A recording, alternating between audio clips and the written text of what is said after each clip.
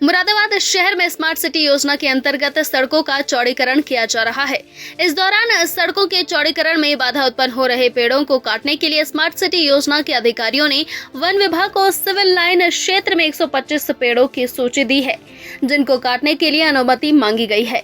पर्यावरण को बढ़ावा देने के लिए और सरकार के निर्देश पर वन विभाग संरक्षण समिति के सभी सदस्य काम कर रहे हैं। ऐसे में समिति के सदस्य विपिन गुप्ता ने ये कहा है कि सिविल लाइन क्षेत्र में 125 पेड़ों को काटने के लिए स्मार्ट सिटी योजना के अधिकारी काम कर रहे हैं। ऐसे में हमने इस पूरे मामले में अपनी प्रतिक्रिया दी है और इस पूरे मामले में कहा है कि पेड़ों को ना काटा जाए।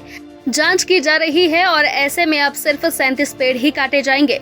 उद्देश्य दिए हैं कि पेड़ों को ना काटा जाए, यदि जहां बहुत ज्यादा जरूरत हो वहां पर ही पेड़ को काटने का कार्य किया जाए। सिटी चैनल को जानकारी देते हुए वन विभाग संरक्षण समिति के सदस्य विपिन गुप्ता ने जानकारी देते हुए बताया कि मुरादाबाद में स्मार्ट सिटी योजना के अंतर्गत सड़कों का चौड़ीकरण हो रहा है। ऐसे में सड़क किनारे पेड़ों को काटने के लिए भी कार्य किया जा रहा है, जिसका हम विरोध कर रहे हैं और हमारा ये कहना है कि हरे भरे पेड़ों को ना काटा जाए। SMS सिविल लाइन क्षेत्र में 125 पेड़ों की सूची तैयार की गई थी। हमने इस पूरे मामले में पेड़ों की जांच की है और अब सिर्फ 37 पेड़ को काटने के लिए कार्य किया जाएगा। हमारा मकसद ये है कि शहर में हरे भरे पेड़ों को ना काटा जाए। मैं पर्यावरण संरक्षण जिला समिति का नामित सदस्य हूँ। तो इस समय जैसे सड़कों का चौड़ीकरण चल रहा है और जहाँ जहाँ जरूरत पड़ रही है वहाँ पेड़ों को काटा जा रहा है, तो इसमें आपका क्या योगदान है? पेड़ों को काटने में हमारा योगदान बिल्कुल नहीं है। हमारा योगदान पेड़ों को लगाने का है और पेड़ों को संरक्षण करने का है। हम पर्यावरण संरक्षण का कार्य देखते हैं, इसीलिए उत्तर प्रदेश सरकार ने हमें जो है मनोनीत किया है। तो देखा जा रहा है कि लगातार सड़कें चौड़ी हो रही हैं, तो पेड़ काटे जा रहे हैं, तो उसमें आपका क्या प्रयास है कि ये पेड़ ना काटा जाए? हमारा प्रयास ये है कि सबसे पहले जिस क्षेत्र में हम रहते हैं यही 32 सिविल लाइन वार्ड नंबर 13। तो इस क्षेत्र में जो स्मार्ट सिटी योजना के अंतर्गत जो परमिशन वन विभाग से पेड़ों को काटने की मांगी गई थी, वो लगभग 125 पेड़ों को काटने की मांगी गई थी।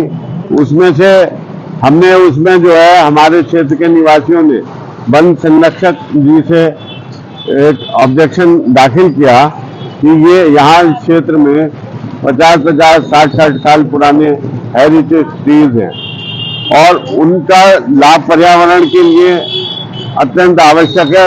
सड़क की चौड़ाई कम हो सकती है, लेकिन पेड़ों को काटना उपयुक्त नहीं है आने वाले समय के भविष्य के लिए। अच्छा, वन विभाग ने 125 पेड़ों को जो मांगा था, उसमें आपने क्या आश्वासन दिया है कि कितने कटने चाहिए कितने नहीं? अब इसके बाद वन विभाग ने उसमें कार्रवाई की तो फिर उन्होंने उसकी संख्या लगभग 37 पेड़ों की कर दी।